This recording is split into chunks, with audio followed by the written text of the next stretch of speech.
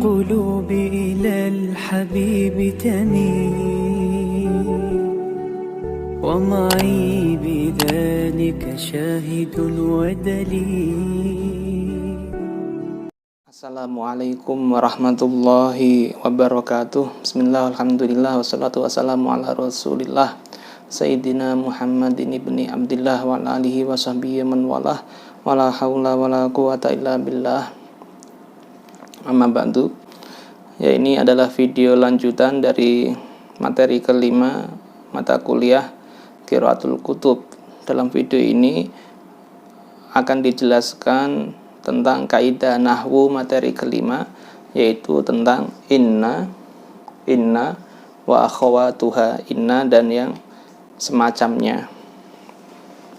Langsung saja, di dalam bahasa Arab itu dikenal ada istilah awamil an-nawasikh, awamilun nawasikh.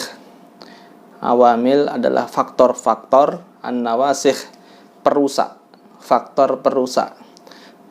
Disebut sebagai amil nawasikh, awamil nawasikh, faktor perusak, karena ya hal-hal ini akan merusak susunan jumlah ismiyah.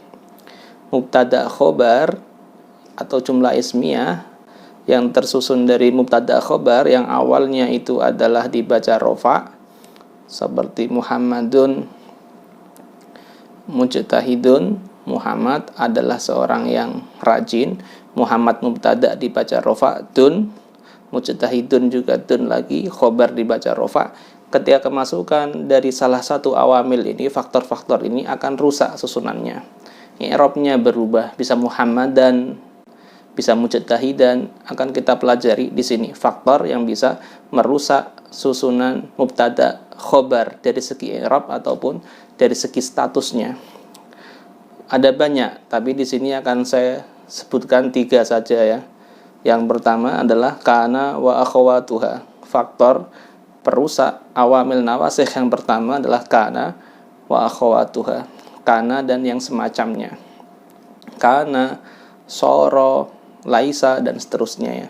Kana wa akhawatuha ini akan menjadi materi kelompok ke-6 ya. Dibahas kelompok ke-6 kalau nggak salah. Secara singkat contohnya adalah ini, kanallahu sami'an. Kanallahu sami'an. Ini sebelum kemasukan kana, aslinya adalah Allahu sami'on. Allahu sami'on. Allahu mubtada, sami'on khobarnya sebelum kemasukan kana. Seperti itu. Tapi setelah kana masuk, kanallahu sami'an, mubtadanya hilang, khobarnya hilang. Allahu yang awalnya adalah mubtada, sekarang statusnya berubah menjadi isimnya kana. Sami'an yang awalnya khobarnya mubtada, sekarang menjadi khobarnya kana. Statusnya berubah. Dan yang kedua, i'rabnya juga berubah.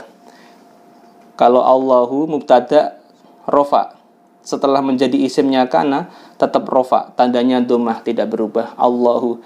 Tapi sami'an awalnya sami'on, kemasukan kana dia menjadi sami'an, karena menjadi khobarnya kana harus dibaca nasab, dan tandanya nasab di sini adalah fathah, sami'an. Kanallahu sami'an.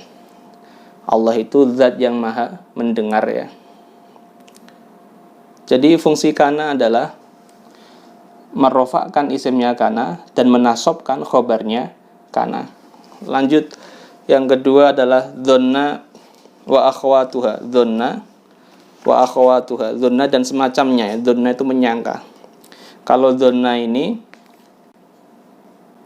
merubah status mubtada khobar dijadikan menjadi maf'ul bih-nya. Awalnya mubtada dan khobar dijadikan sebagai maf'ul bih-nya atau objeknya.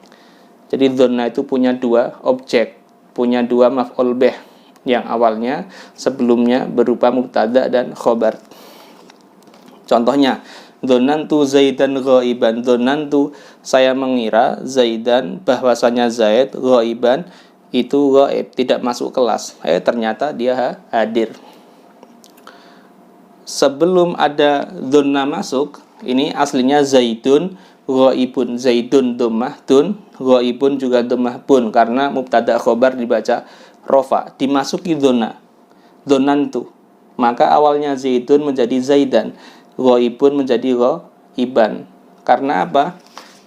Zaidun, zaid yang awalnya mubtada, setelah kemasukan donna dia menjadi maf'ul bih pertama dari donna. Saya mengirai donna fi'il, tu saya fa'il.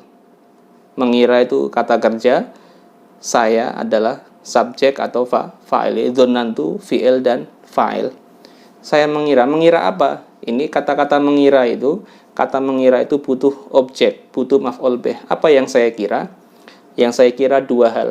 Yang pertama, saya mengira Zaid, objek pertama Zaid, ghaiban, ghaib.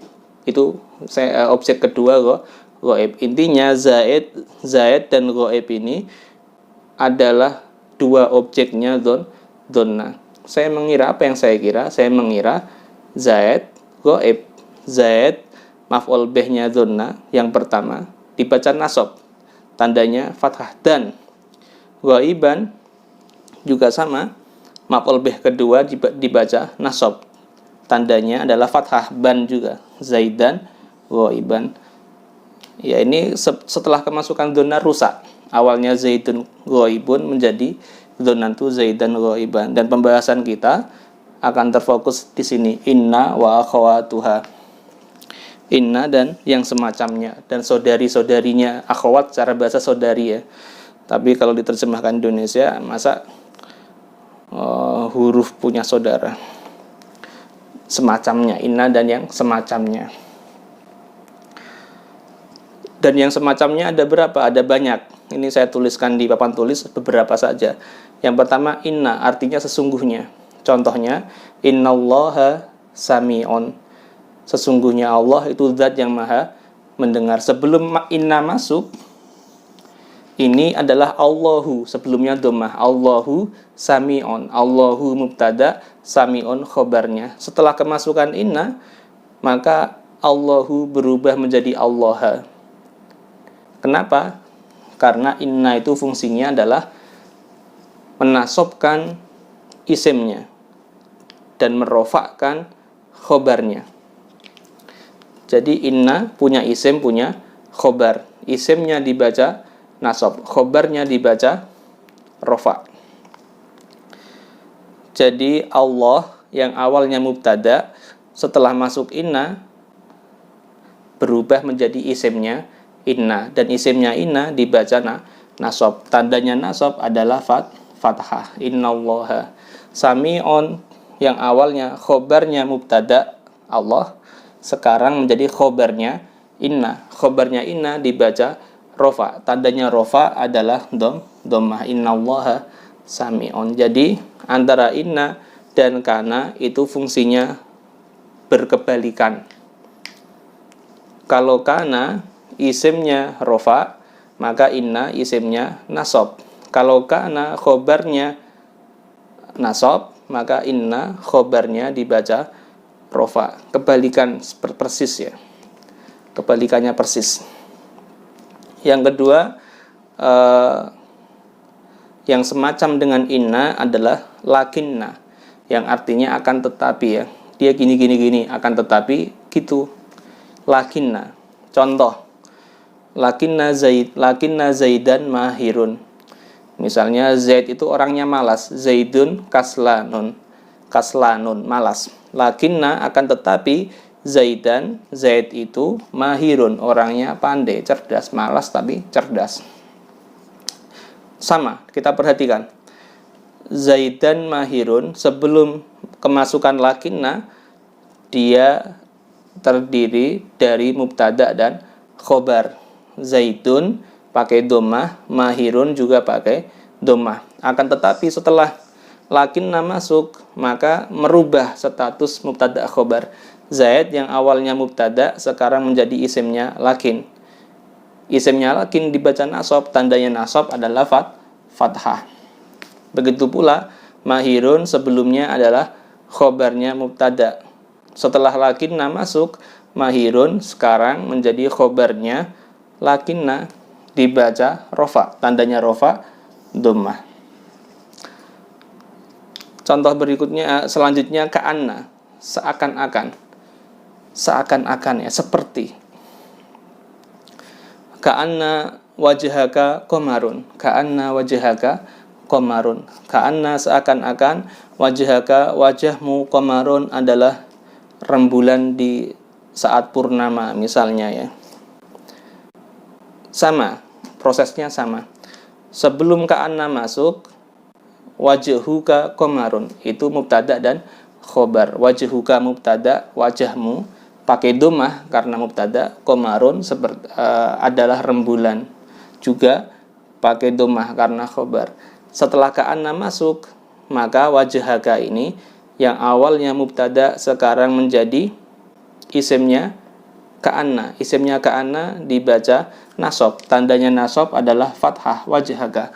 Qamarun sebelumnya khobarnya mubtada. Setelah ka'anna masuk, qamarun menjadi khobarnya ka'anna. Khobarnya ka'anna dibaca rofa. Tandanya rofa adalah dhammah.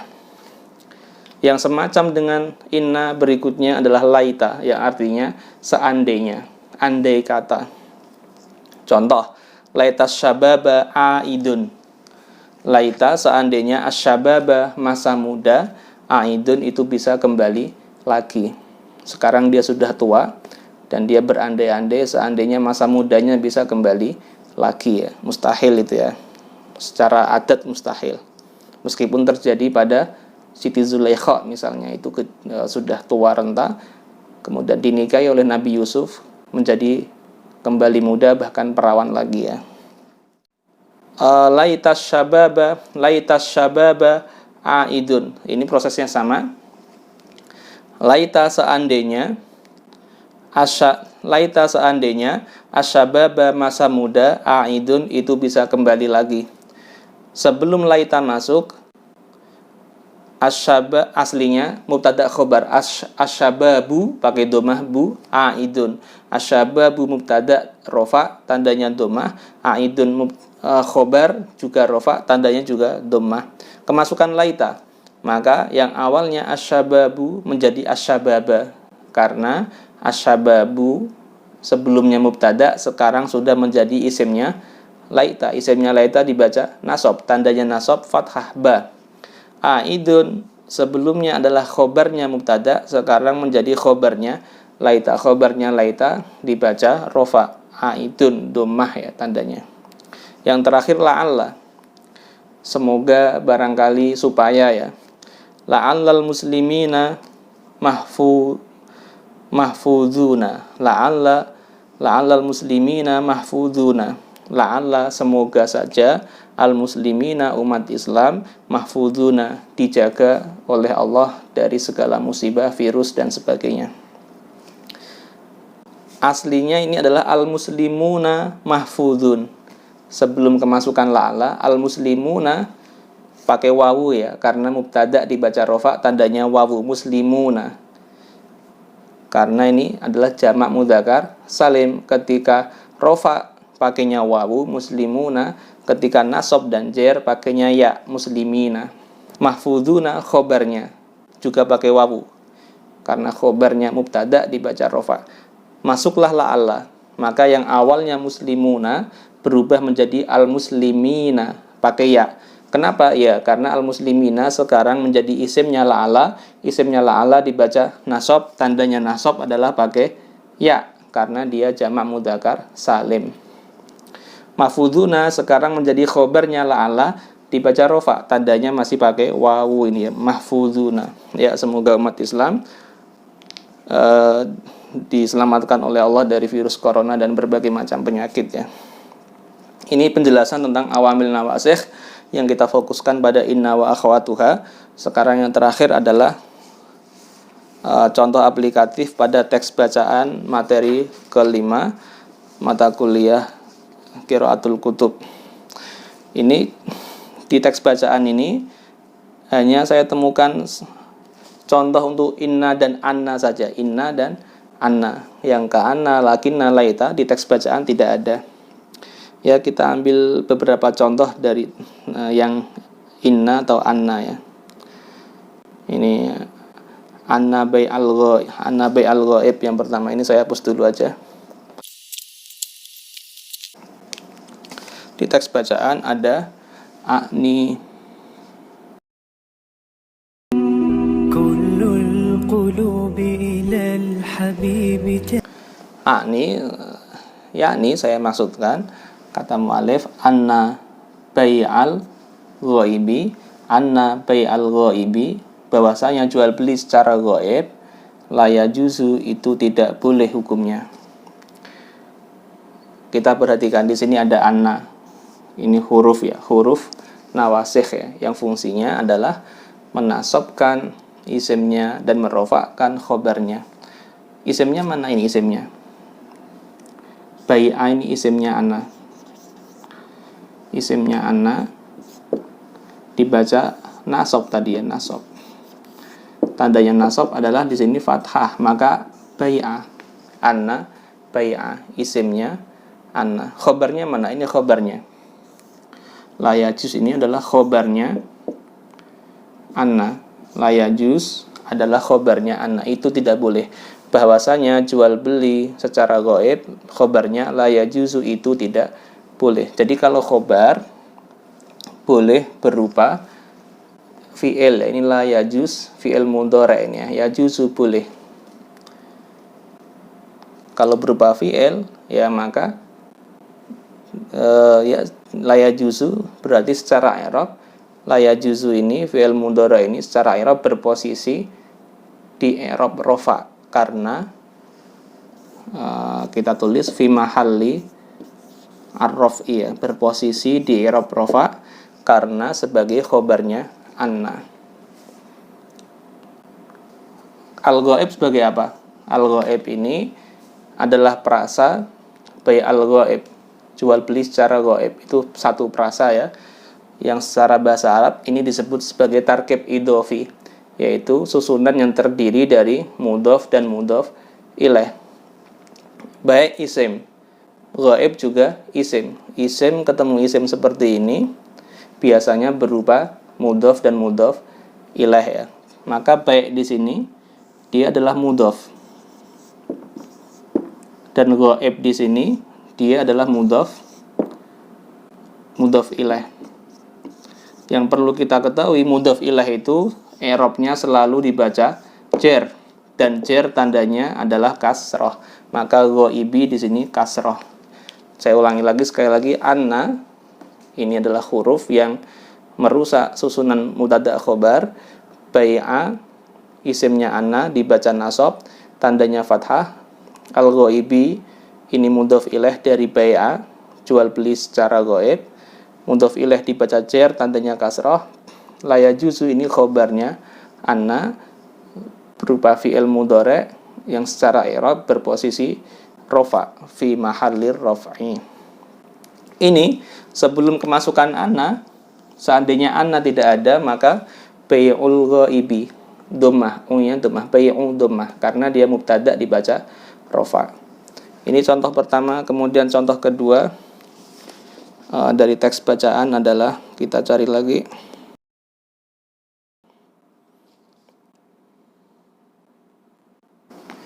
Wa annahu minal ghorori.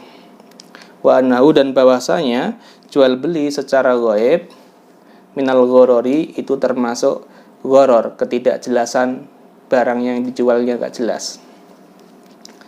Mana isimnya anna, mana khobarnya anna? Ini anna, huruf amil nawasih ya, termasuk amil nawasih, faktor yang merusak susunan mubtada dan khobar. Fungsinya apa? Fungsinya menasabkan isimnya dan merofakkan khobarnya. Isimnya mana? Isimnya nih hu ini ya.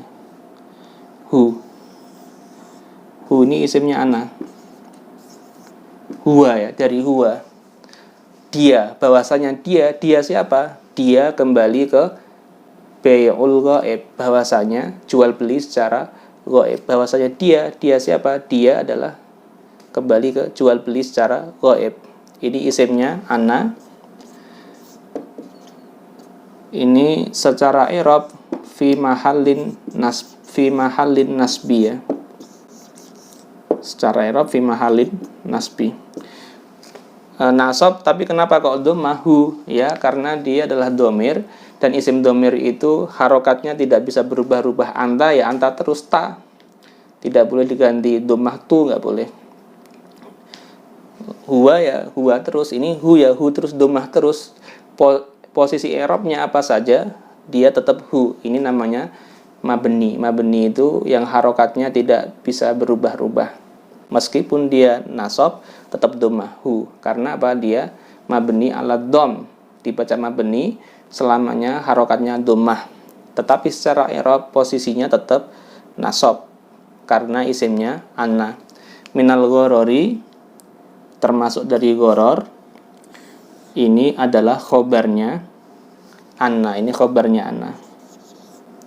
Khobarnya anna. Khobarnya anna yang secara i'rab dia fi mahallir raf'i. Secara i'rab fi mahallir raf'i. Secara i'rab dia menempati posisi rofa. Lo rofa kok kasroh ini? Ghorori kasroh. Ya, karena ini terdiri dari jar dan majrur. Khobarnya anna di sini tersusun dari jar dan majrur min huruf jar. Maka isim yang jatuh setelah min harus dibaca jar kasroh. Meskipun dibaca kasroh, secara i'rab dia tetap i'rabnya adalah rofa karena khobarnya anna. Meskipun secara tertulis kasroh. Kenapa kasroh? Ya ini min. Ini huruf yang kelihatan min itu lebih kuat pengaruhnya terhadap isim setelahnya. Maka minal ghorori kasroh. Ini jar, huruf jar. Ini isim setelahnya namanya majrur. Jar majrur berposisi rofa sebagai khobarnya anna. Ini ada banyak lagi contoh tentang anna. Kalau yang lainnya nggak ada, saya kira cukup materi kaidah nahwu untuk materi yang kelima ini. Saya tutup. Semoga ada manfaatnya. Kurang lebihnya saya mohon maaf. Wabillahi taufiq wal hidayah. Assalamualaikum warahmatullahi wabarakatuh.